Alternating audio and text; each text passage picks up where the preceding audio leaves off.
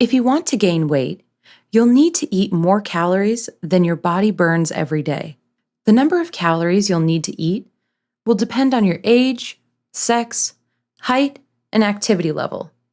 But generally, you should aim to eat about 500 calories more per day than your daily recommended caloric intake. Make sure you're choosing healthy, nutrient-dense foods with each meal. Avoid eating a lot of unhealthy processed foods to gain weight, since it can lead to health problems. Some healthy high-calorie foods you can incorporate into your diet include avocados, rice, nuts, whole grain bread, yogurt, and olive oil.